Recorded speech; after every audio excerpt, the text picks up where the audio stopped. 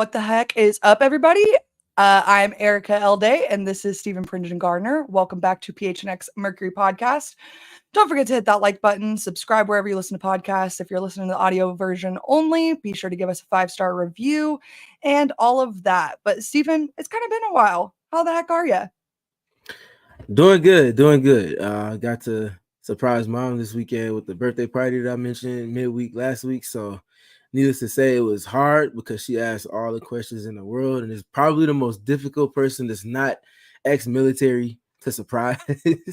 So we pulled it off successfully. She had a great time. She felt the love and the vibe. So all was well. I did miss the Mercury game live, but I did obviously get a chance to do my work before the podcast. So I'm eager to talk about that and where the team is headed going into this nice little break that's allowing for some practice time. How you doing? I'm good. It is definitely a Monday. I'm glad it's come and gone. And quite frankly, we have to go 4 more days without Mercury basketball, and that is kind of deflating to me, honestly, at this point in the year. You know what I mean? That being said, though, we've got some exciting stuff to talk about today. Oh, but before I get Andy in the chat already asked a very important question: who's producing? And I need to make sure I give him his great shout out because Jacob Franklin, he is working hard behind the screen today. Okay, dude is sick, dude is not having a good day, and dude is here still supporting the show, making sure we get everything we need. So huge shout out to Jacob Win Franklin. Okay, thank you so much, Jacob. Jacob is a dog. That would be much appreciated by Diana, Natasha, Kalia, Brittany, etc., etc.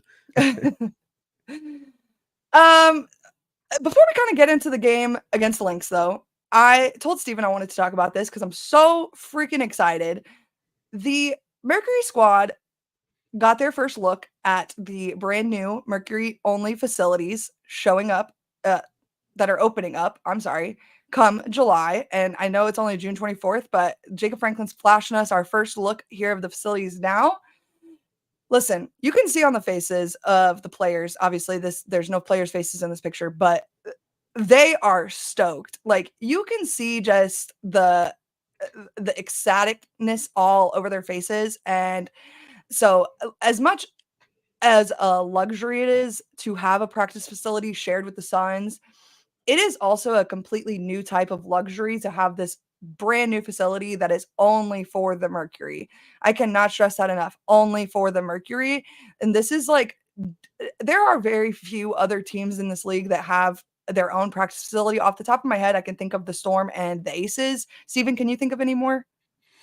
I think the Lynx might have their own practice facility as well. But I Don't mean, quote me on that though. Don't quote me on that. It's a low percentage out of 12 though, for sure. yeah. So off the top of our head, the only two we can name for 100% certainty are the Storm and the Aces, and we know the success, of those two franchises and what they brought to this league. So that just kind of shows you, what the Mercury and its ownership team are looking to invest in this team. They are looking for this team to be contenders, and having their own facility is a hell of a big step in having that happen. Yeah, that's becoming the barometer in terms of the arms race that's taking place in the W.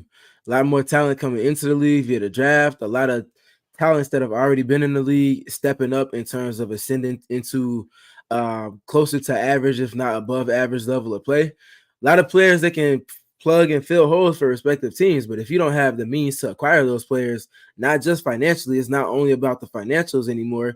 This is the players now taking a leap in empowerment and making it much more than just the bottom line in terms of the numbers on a financial sense, but you're also looking at the facilities.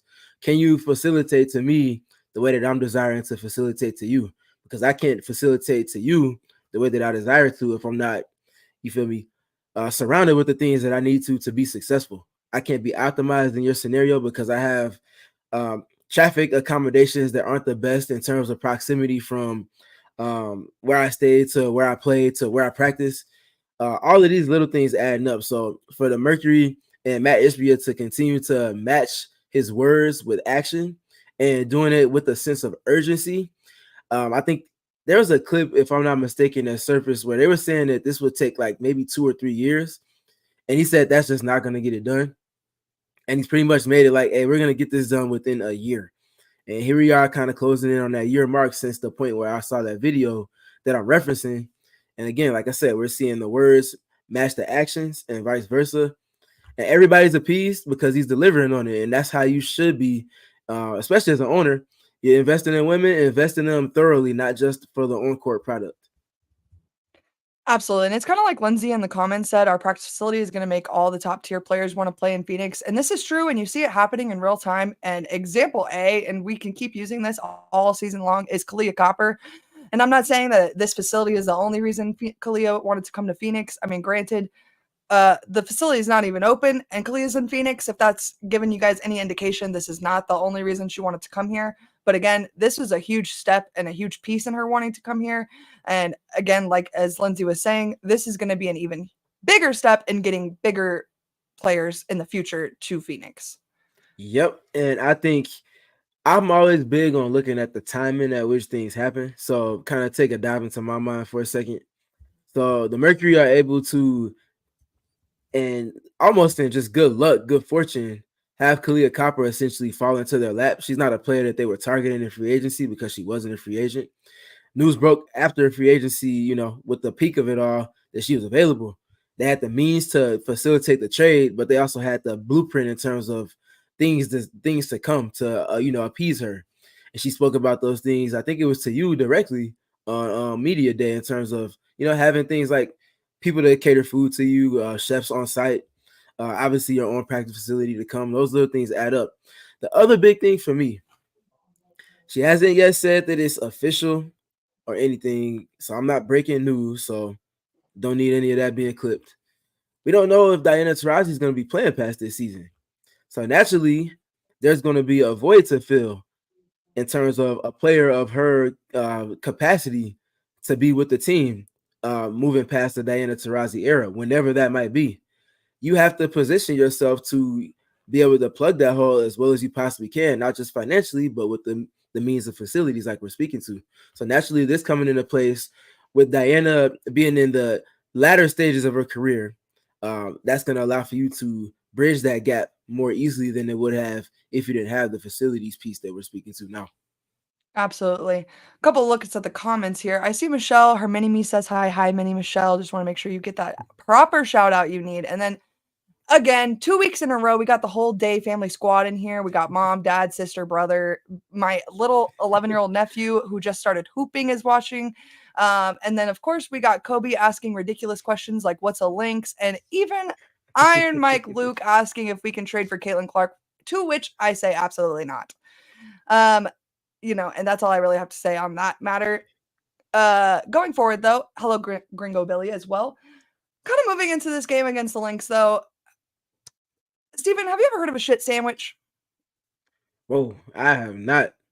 Okay. It's just when you put the bad stuff in between good stuff, and so that way it makes the bad not seem so bad. Okay. And so we're going to give us a little shit sandwich here about the Lynx game because there was a little bit of bad in there, and it's not Erica's favorite to talk about the bad. Everyone kind of knows this. Erica's a happy person and she doesn't like to talk about the sad stuff.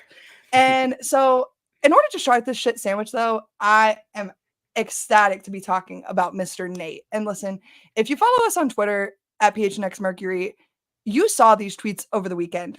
If there is one thing Erica will celebrate over and over and over again, it is a one challenge by Nate. Okay.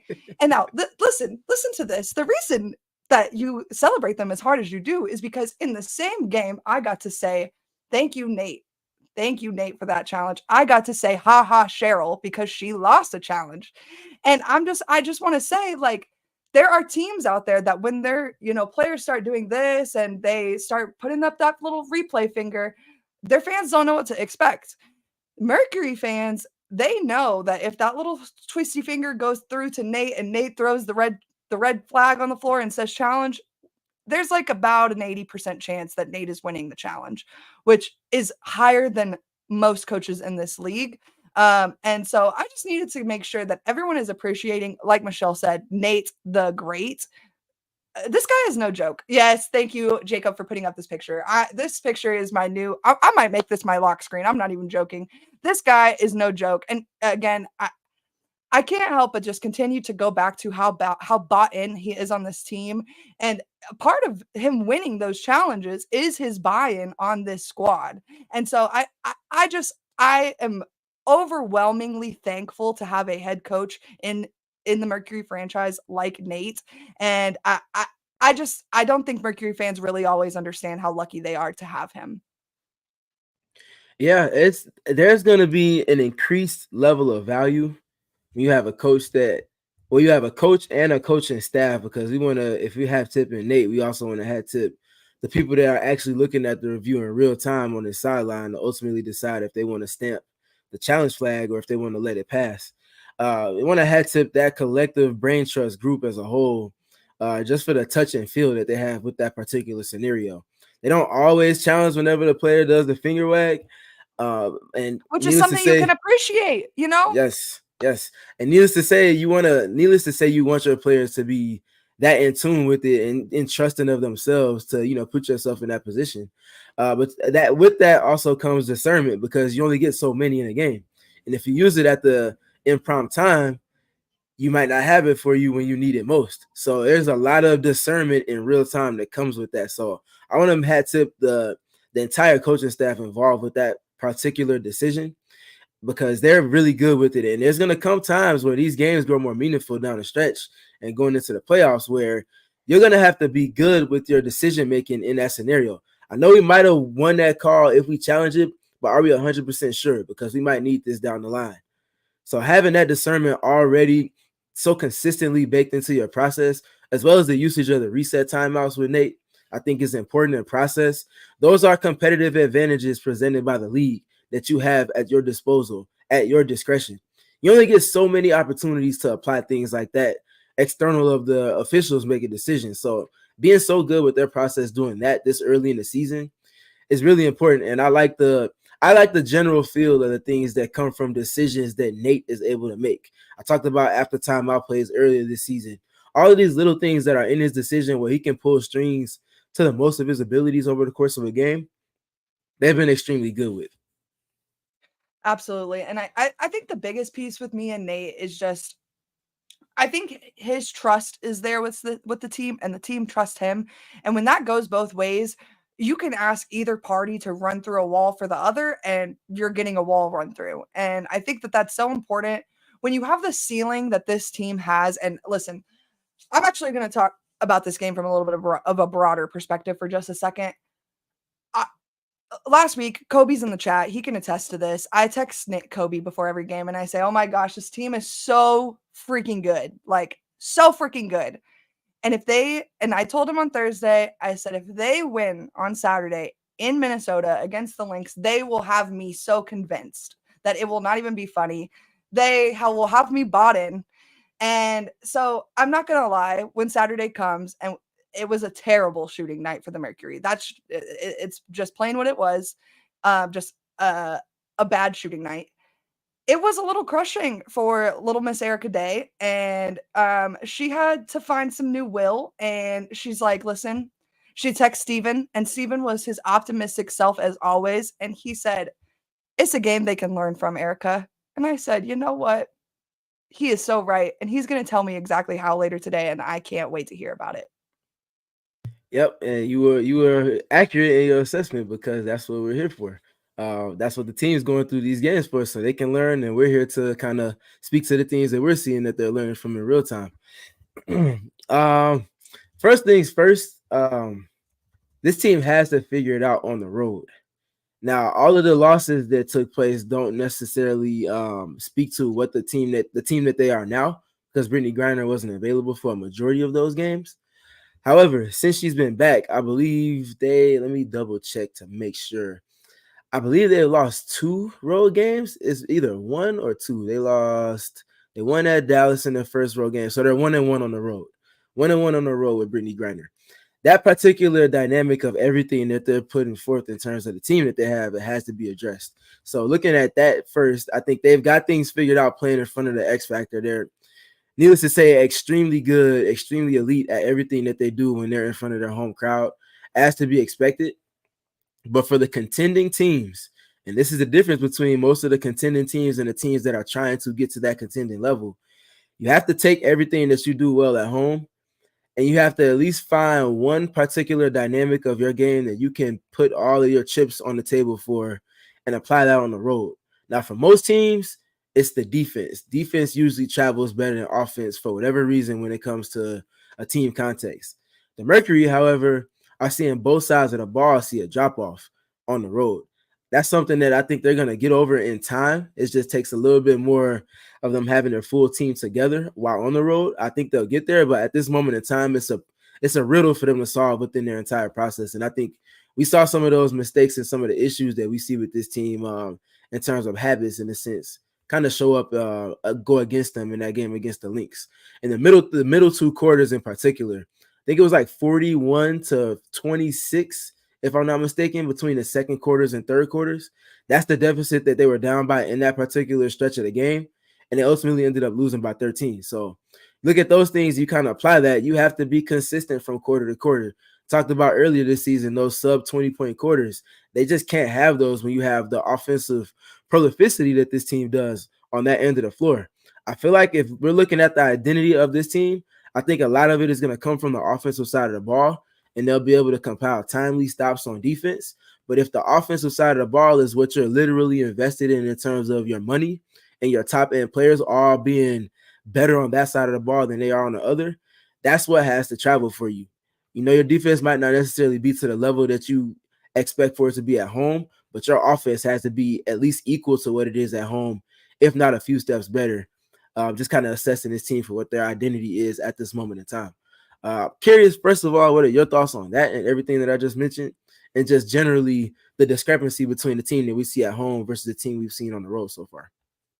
Well, just to put it in perspective for you guys a little bit, the Phoenix Mercury do go from the second best shooting team in the league to the worst shooting team in the league on the road.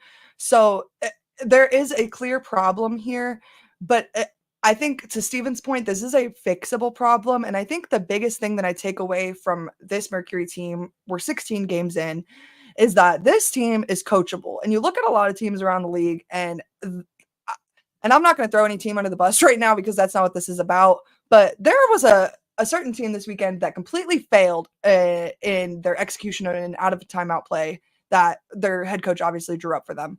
And you don't see mishaps like that happen within this team. You may see a miscommunication in transition, but you don't see execution problems, especially straight out of a timeout. And I think that shows the leadership and the veteran kind of, what is the Veteran know-how. Thank you. On this team. And I think that is the big thing that you're going to see late in the season. That is the difference maker in the games for this team. I think, yes, we're talking a lot about shooting percentages on the road right now, but really we're 16 games in. This team, they've worked their ass off over the last 16 games. They've been in shortened amount of time. The schedule's been condensed. They're working with new pieces. They've been with and without Brittany Griner. They've been with and without Beck Allen. I know that she is off the bench, but I do believe Shug Sutton is a huge piece for this team. So being without Shug on Saturday, all of these things are culminating to what we are probably seeing on Saturday on the road against the Lynx in the short, poor shooting. And I'm not making, I don't want to sound like I'm making excuses because I'm a homer or anything like that. The thing is just that they are exhausted and they needed a day off. And I am going to be the bearer of good news here in that they have 4 days off now and they don't have to play again until Friday. And I think that is the best case scenario for this squad. I think we see a completely refreshed and rejuvenated team on Friday compared to what we saw on Saturday. To answer Chantel's vibes about the post game, I will be honest, the vibes were good. I think that this game, while we're on the topic, I think this game was really important to Natasha Cloud on her all-star journey. I think you could see it in her body language on the court, how important this game was to her. And I think that she proved her worth, if you ask me, all day long. Her grit, grind, and capital D dog mentality on Saturday she is capital IS an all-star. And you can kind of talk to the wall about it. You better start voting right now if you haven't already. That being said, though, I think that was the biggest kind of letdown on Saturday, was just that, like, Tosh couldn't get the win for her team and herself. But other than that, vibes were peachy keen. Nate was in a good mood. I think the thing that fans don't realize is players realize that they lost the game because shots did not go in, and they realize that sometimes that is out of their control. I think this team takes great pride in their process. You can see when they had the little week and a half, 2 week stretch on the road where they had the back to back in Connecticut and New York, and then they played against Minnesota, and then they had Brittany Griner was out for that entire thing. Beck Allen got hurt right before that road stretch started. They were unfazed. Like there was never any sense of panic or any sense of uncertainty or any sense of unsurety from any of the players. Like that energy never was emanated or communicated in any capacity from any of the players, and needless to say from Nate either. I think they understand the level that they can be at. They're fully bought into their potential and figuring out what are the steps and the things and corners they need to turn in their process to get from their floor, which is I believe where they are right now, to their potential and ceiling. And a potential and ceiling being arguably they could be the best team in the W if all of their pieces fit together in process the way that they are respectively need to. I think they understand that, and they understand that they're not going to solve everything within 1 week or within 2 weeks, which is the extended time that they've been healthy now. So I think they're just bought into their process, and actually that's going to come with some speed bumps in a sense. They had the high that they were riding from the game against obviously winning against Seattle first and foremost, and then taking everything they learned from that win, applying it to the game against the New York Liberty at home, and then riding that high going into the weekend. Naturally, you hit a little speed bump with the loss to the Lynx, especially for the way that it came about. But I think they're just so keyed in on, okay, that happened. What can we learn from this to apply going into the very next game? And naturally, speaking to a point that I want to make sure we emphasize on this particular podcast, they have this near week stretch of days where there's no games for them. Now, that presents them with a perfect opportunity to practice. I think with the way that traveling and just the way logistically everything's set up with the W now, true practice time is something that's hard to find. You might be able to get 1 day out of a week where you're able to truly get a practice in past just a shoot around. Now, a week like this presents you with an opportunity to allow yourself for a travel day from Minnesota back to Phoenix. Allow yourself for a potential other day they call them blackout days, where they just detach from basketball and go, uh, be mindful of their health mentally, just get away from things to allow for them to be sustained in the long run, and then get back to the grind. And you still have 4 days of practice where you can truly get thorough work in. You can get film work in, on the court work in, game plan stuff. You can implement new things within your process. You can slow things down and teach things. These days are the most valuable looking at that when they have so many days between the last game and the next game. And I think from these types of pockets over the schedule, there are not going to be that many more going through the rest of the regular season, obviously excluding the Olympic break. So I think they'll be taking full advantage of these pockets like this, and we'll see a different type of team coming out of those breaks than we saw going into those.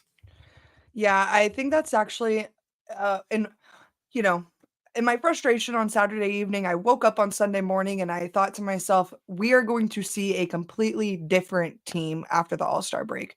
So we've got I want to say a 6-game stretch before the All-Star break, maybe 7 max. And and then you've got 2 weeks where a month actually where there is no WNBA. And granted, we've got All-Star in there, there's the Olympics, and our squad's going to be busy during that time. That being said, though, this is a huge time and a huge turning point for all teams in the W. And so I think that we can talk all day about how this team can peak then, this team can peak now, whenever, wherever.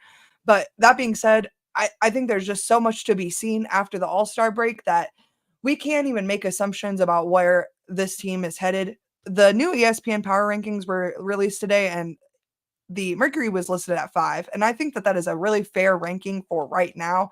That being said, as Steven just said, they have every ability to be at the top of that list. They have all the talent, they have all the pieces, they have the coaching. Everything is there for them.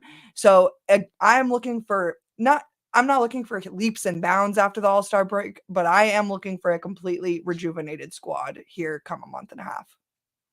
I think the thing for me with the Mercury right now, there's a ton of positives, a ton of very loud positives to speak to, which we've done over the last couple of weeks since Brittany Griner and Rebecca Allen returned to the lineup. There are some negatives in terms of second chance opportunities conceded, allowing for teams to have multiple possessions and multiple attempts at the basket, whether they score or not. It just becomes a little arduous in terms of the war of attrition when you're trying to play defense for more than just 24 seconds. That kind of weighs into your legs and it kind of eats away at them, especially over the course of a game. So seeing them kind of mitigate the second chance opportunities that they concede over the course of games and keep it at one defensive possession, that's going to allow for them to have more possessions on offense. The more possessions they have over the course of a game on the offensive end, the less of a chance that a team has of beating them, quite honestly. Just their offense is just too prolific. So when their defense can kind of marry and play into their offense, especially in timely manners, which I'm speaking to, I think that's where this team can really kind of carve out consistency. And then the other big thing for me is just them on defense in general. Just the switching and then the ability to kind of cover up for themselves. That's a work in progress. That takes a lot of chemistry and continuity. They're getting there, and they've had some loud moments where it's worked, even in this game against the Minnesota Lynx. But they just didn't have them consistently enough to where it played into their offense, and then they allowed for them themselves to kind of play in transition. So the big thing, I think we talked about continuity a lot before Brittany Griner came back and then building that up with Rebecca Allen and everything.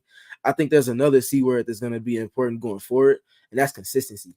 I think once they find a way to consistently marry their offense with the defense and then the defense back into the offense, and then they start to reach a certain level and sustain play across metrics, but also just with the eye test, I think once they get to that little pocket where they're operating there, which I think they're certainly getting near that, it's just going to take a little bit more time.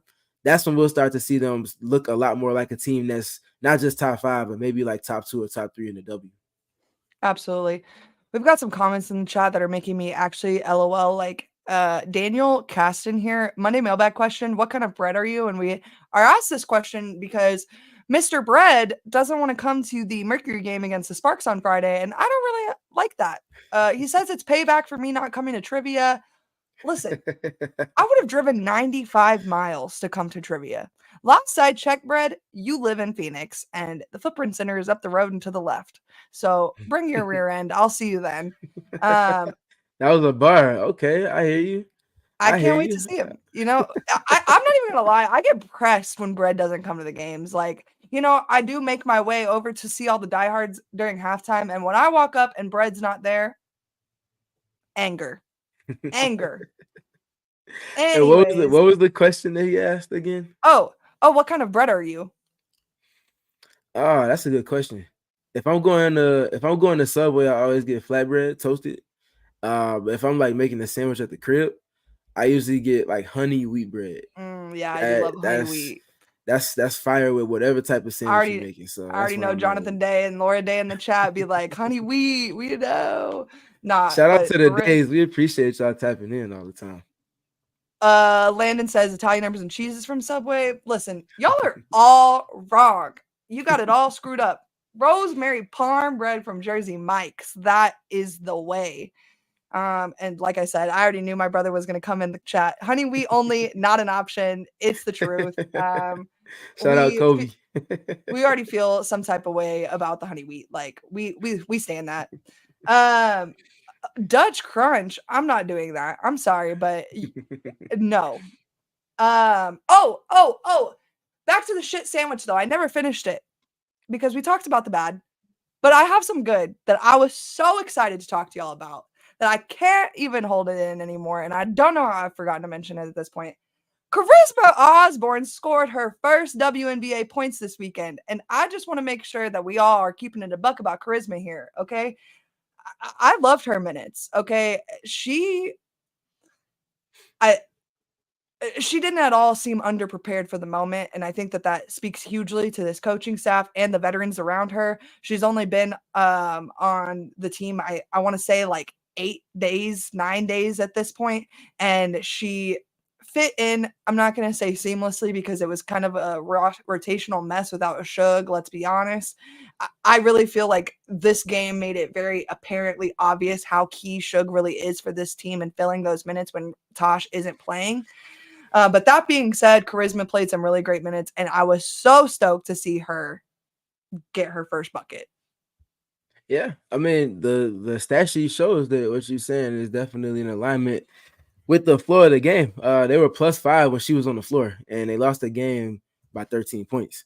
So to be a positive in a game where you were a double-digit negative as a collective whole speaks to your play being a positive in some capacity. And needless to say, like you said, charisma brought it. She didn't seem overwhelmed. She didn't seem overwhelmed in terms of the moment or the team that she's playing with and the expectations and urgency that they're moving with.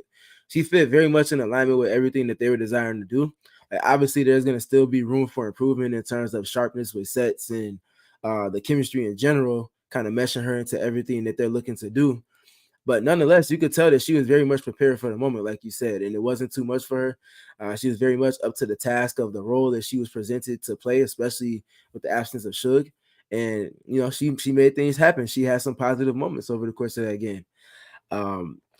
Did you have any more positives that you wanted to speak to? Because I had a couple. Oh no, I finished my shit sandwiches. So you go ahead. Keep adding the slices of bread, Steven. I'm about it. For sure. So we talked about them. We talked about them losing the middle quarters, 41-26. If you also want to look at the game as a whole, look at that final period. And we talked about the successes that the Mercury continue to see in fourth quarters. They won that quarter 19-13. Those little things are important. That was the only quarter over the course of this game that they won. And they also held the Minnesota Lynx to 13 points in that quarter. And if you kind of revert back and you look at that game against the New York Liberty, I mentioned on the last podcast were the best team in the W in fourth quarters. They were averaging like 21 and some change, almost 22 points a game on average in the fourth quarter. They held the Liberty to 17. And if you remember, they were down 6 going into that fourth quarter. And they quickly set a new tone for the game in the first like minute and a half, came back and drew back even, won the race to the first time out in that fourth quarter, and ultimately won the rest of the game, the rest of that way to complete the comeback. And do so in a little bit more comfortable fashion than you might have thought they would have going into that fourth quarter. So naturally, of course, against the Lynx, they didn't make the full comeback, but they still, again, won that fourth quarter. And if this is a team that's consistently winning fourth quarters to the extent that they've shown to do so with Brittany Griner on the floor, again, talking about identity, that can become a consistent thing that you can rely on. We might not necessarily have that edge in the second quarter. We might not necessarily have that edge in the third quarter. But come fourth quarter, if they can be that team that you can bank on for winning those minutes in that 12-minute segment, whether they're at a deficit or they're at the advantage in terms of having the lead, that's where you want to be, especially for a team that's built for kind of a little bit more inclined to the offensive side of the floor. And kind of in alignment with that, we talked about the lack of shooting and the lack of consistency with that on the road for this team. One thing we did see in this game, like you talked about, Natasha Cloud's mindset in this game, I feel, was as it needs to be in every game for this team to be optimized, for every piece to be at its best self. I think Natasha is a top 5 point guard in the WNBA. She's been that for 5 seasons, 6 seasons, 7 seasons now. It's been for a nice little stretch of time. And she has a sense of the moment, and not just big moments in fourth quarters, but a sense for when the game is demanding something in particular from her. And that is important to have as a piece in everything that you're looking to do, especially from the point guard position. And Natasha put that forth and then some in that game against the New York Liberty, but even more so against the Minnesota Lynx. She led the team in scoring, and she also led the team in assists. The assist part is nothing new, but the scoring part is a little new. And maybe the second time this season, second or third time that she's led the team in scoring.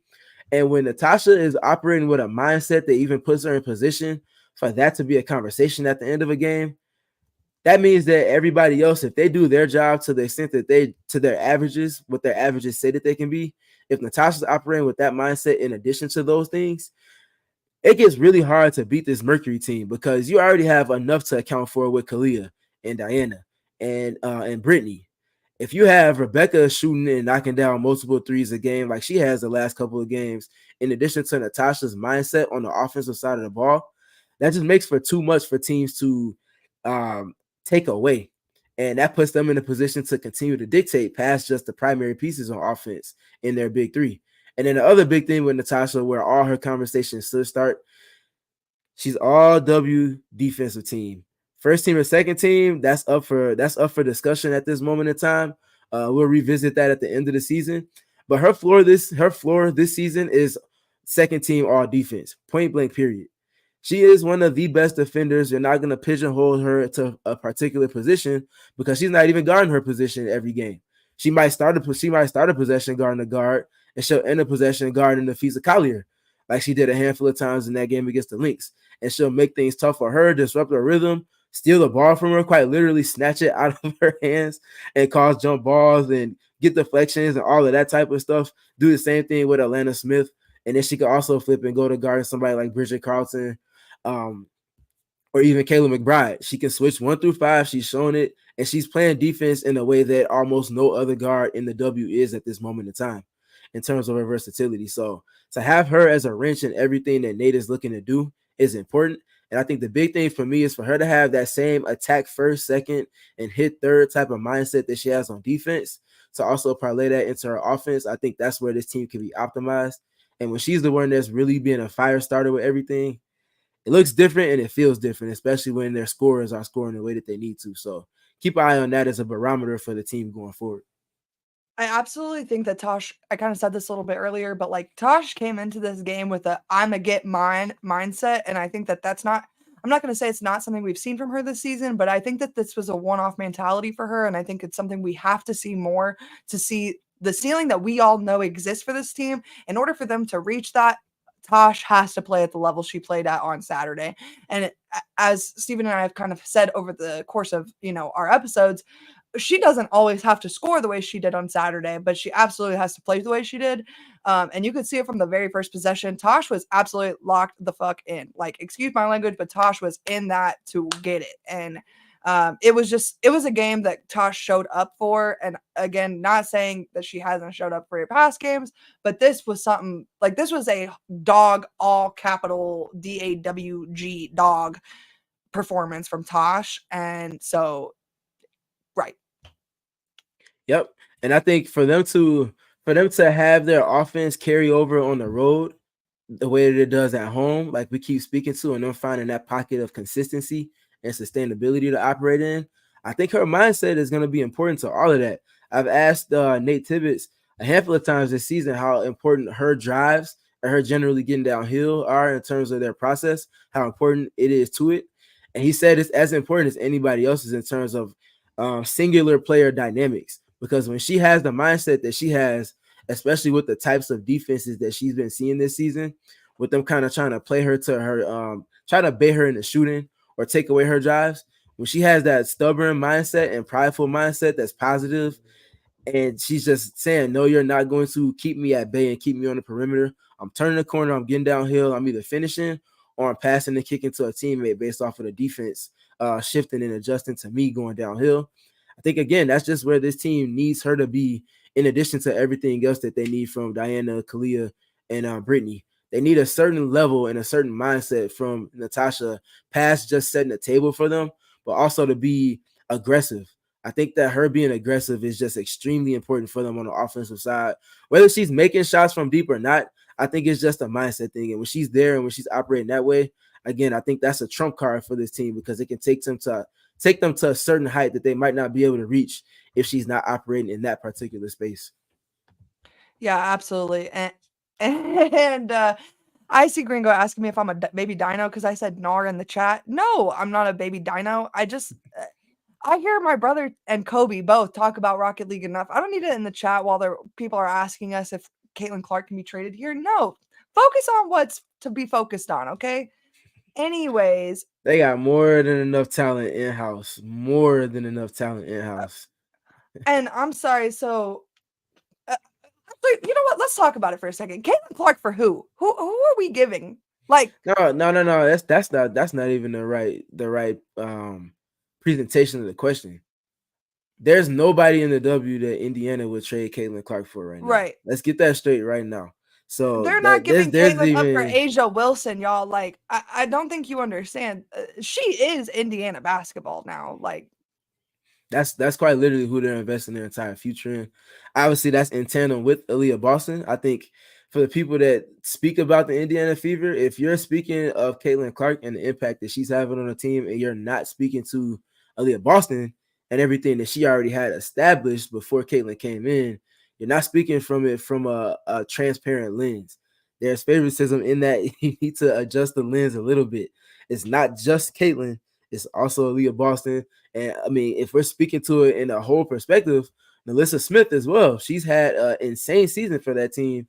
They would not be turning the corners that they are without Melissa Smith added to everything that they're doing, because all of those pieces work in tandem with each other, and they're starting to do it in a better way. That's why the team is looking a little bit better than they did just 2 weeks ago. So, no, Caitlin Clark's not going anywhere. She's probably going to play with the Indiana Fever for the rest of her basketball career, as she should if you're investing in a first-round pick like she was. And, yeah, so there's no point in really having this conversation at this point. my favorite comment we've ever received.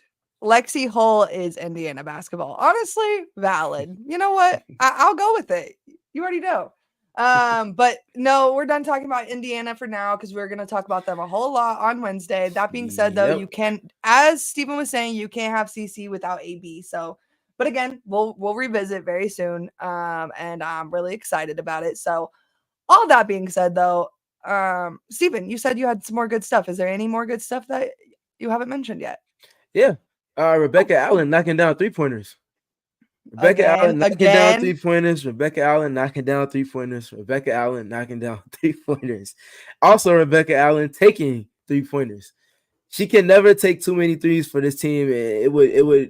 She can't take too many and it'd be a negative for the team. If she takes 11, Nate's gonna probably do backflips on the sideline. That's how he wants her to take shots, because of the way that attention has to be conceded to Kalia, to Diana, to Brittany. You have to help off of somebody. And those two somebodies in the lineup that's used most for this team is naturally a starting lineup.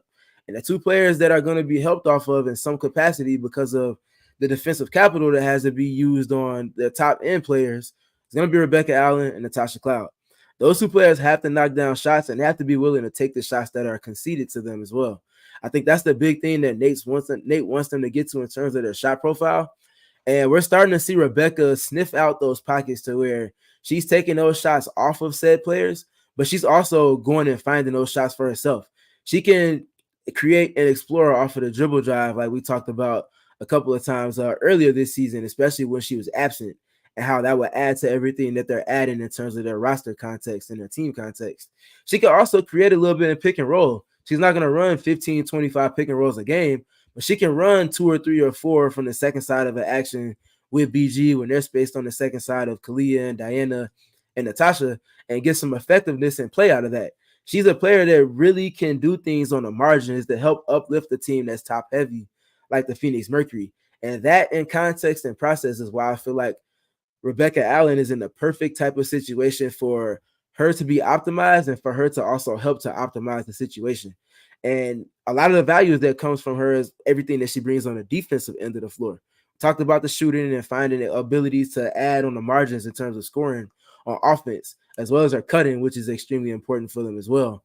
On the defensive side, we talked about Natasha guarding 1 through 5. In process, you can't do one thing without other things being able to play to a certain level of strength. Natasha can't go and guard Nafisa Collier if Rebecca Allen can't switch positions with her defensively and guard point guards to the effectiveness that she's able to. Everything works from one piece to another. There's layers that's like a puzzle piece. You can't fit one piece without having another that's shaped to fit that.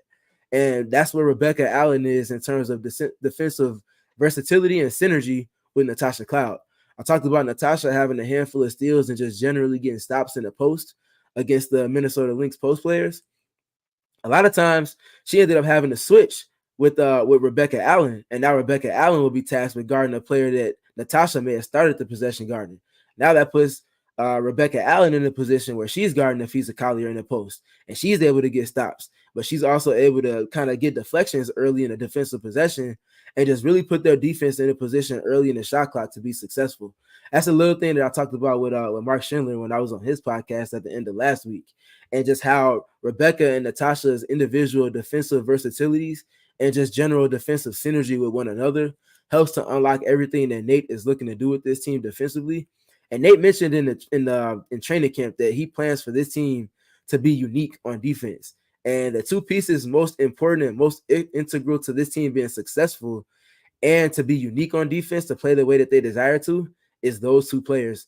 And it starts with Natasha setting the tone in the ways that she does, and then Rebecca Allen also picking up the baton and kind of running her own race in that same sense as well. Absolutely. We've got a super chat from Saint Shitbag for $1.99. Any mid-season moves to be made? What a picture that is, you know? Saint Shitbag, listen, you know, I am no fortune teller. I will say this though. I don't see any of the starting five going anywhere. And the bench, I'm gonna be honest, and looking at them, I really don't see any move I want made right now, which I feel like is really saying something. Steven, does anything jump out to you on this roster as far as midseason moves that need to be made? Well, you can never have enough shooting, and you also can never have enough versatility in your front court, especially to play the style of defense that Nate desires to. So I'm not going to rule out that they won't be able to add another player. I don't know if it'll come via trade. I don't know if Saint is new to the W, but there's not a lot of moves in terms of transactions that take place at the trade deadline for the W, and especially not to the extent that it is in the NBA, just because of the way that the CBA and contracts and being able to find a roster that appeases certain players and all of that stuff kind of adds up transactionally. So I just don't see them making any type of significant move or significant addition during the regular season. I think that'll take place more than likely during the offseason, as it usually does in the W. But I can't rule out that somebody might get cut from a team because they're trying to get under any type of salary cap restrictions, or anything like that. So there's always possibility that you might be able to add another talent to your roster based off of another team not having the same type of valuing of a player that you might. So who's to say that might not happen, but I just don't see it. And I do think that this team has everything that they need in terms of their top 7 or top 8 players already in-house. You can never have enough really good players to add to that, but I think they have enough here at the moment in time. So I don't think they'll be out kind of searching for anything. But if something kind of crosses their radar and kind of falls into their lap, they'll definitely add it. Yeah, absolutely. When being asked that question, I kind of think back to the press conference we just saw from Sophie last week, where she said, I want to say it was 6 players were in double digits, and all 5 starters had over 15 points, and then you had Sophie over 15 points.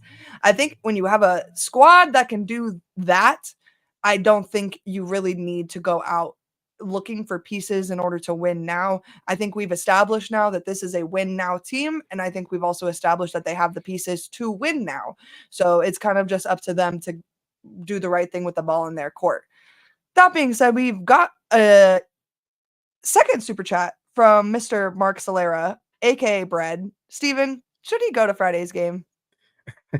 First of all, thank you, Mark, and thank you, Saint. I didn't get a chance to say thank you once I wrapped up. We appreciate the super chats and appreciate everybody for tapping in with us. If you haven't already, please leave us a thumbs up. If you're watching on YouTube, if you're listening on Apple or wherever else, leave us a positive review.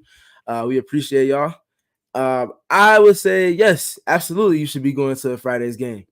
Now, naturally, it might not be as appealing just because of the unfortunate news with Cameron that we all unfortunately got a notification on last week. Definitely prayers up and best wishes for her and a speedy recovery. She was off to one hell of a regular season and laying a foundation and still turning many corners. I hope she's able to kind of find that level upon when she returns and to continue to build. I think there's a Hall of Fame player in Cameron, and I hope she gets back to that trajectory and in alignment with that as an athlete. That being said, though, one thing about Kurt Miller-led teams is they're going to be at a certain level on defense. There's going to be a certain level of game plan discipline. There's going to be a certain level of preparedness and a certain level of execution that they're going to have. whether they have their full roster at his disposal or fragments of it. And in those games come an opportunity for you in terms of if you're speaking as if you're a part of the Phoenix Mercury organization, presents you with the opportunity to gauge where you're at in terms of your individual abilities, and if you're playing to your opponent or you're playing to the level of play that you're looking to play to on a consistent basis. And when you get caught in limbo with that, whether again Kurt Miller has his entire team at his disposal or not, they can make things very interesting. A lot more interesting than you might assume if you were a person that was in the betting realm of sports consuming. So just kind of looking at that, it's going to be a perfect opportunity for the Phoenix Mercury to really start to find their way. It's another litmus test in a sense where they're going to be able to see what they have, where they are, because his principles and his schemes and philosophies and even the context of roster that he's using right now, they're going to be at a certain level. You have to bring your style of fight to the party. Otherwise, if you're playing games on his team's terms, it's not going to end well for you. Yeah, absolutely. Steven, we have good news, and that's Mark decided to go on Friday. So I guess Let's go. Let's go. And I just have really good news, and that's I know Mark is a good luck charm for the Mercury. So I'm not stressing at all. I'm feeling good. That being said, I think we've done some really good work today looking back across, the past weekend. We kind of looked ahead, but we have a whole other episode coming on Wednesday for you guys with tons of information about what to expect from the Mercury this weekend, because we do have a very exciting weekend ahead of us as Mercury fans. And so that being said, Steven, where can they find you? Yeah, you can find me on Twitter at StayTrueS.3. You can also find me on YouTube at Steven Prejean Garner 3. A lot more film coming up from the games over this past couple of days from the Mercury. A lot of things to look at, especially with this little gap between games. So dive into the weeds with me, look at some on the court happenings, pair it with some numbers to kind of match that and kind of give a little bit more context. Should have some writing up between now and the very next game. Should also have a couple of film sessions up as well. So be on the lookout for those in addition to our podcast coming on Wednesday this week. And we'll be in touch with y'all real soon. Yeah, I'm really excited about this show coming on Wednesday. We'll have nothing new to talk about in terms of gameplay, but we have plenty to talk about in terms of what is happening in Phoenix this weekend. And so before we go, Steven already reminded you guys, but if you haven't already, be sure to give this show a thumbs up, subscribe to PHNX, go become a diehard at gophnx.com. I know that there's an event coming up in August called a takeover for the PHNX Mercury podcast against the New York Liberty. And so I just want to make sure that I kind of sprinkle a little reminder about that in there, just so y'all don't, in the Discord chat, they kind of freaked out because there was a little error on the booking website and it said sold out. And so the Discord had a little moment about it. But listen, you guys got to get your tickets now, because if it does sell out, I don't want to hear about how you didn't get your tickets because you didn't buy them enough in advance. All right. Anyways, though, do follow me on Twitter at Erica Lee Day. Be sure to hit that like button. And I'm so excited to see you guys on Wednesday. And we'll see you then. We all silly like the mayor.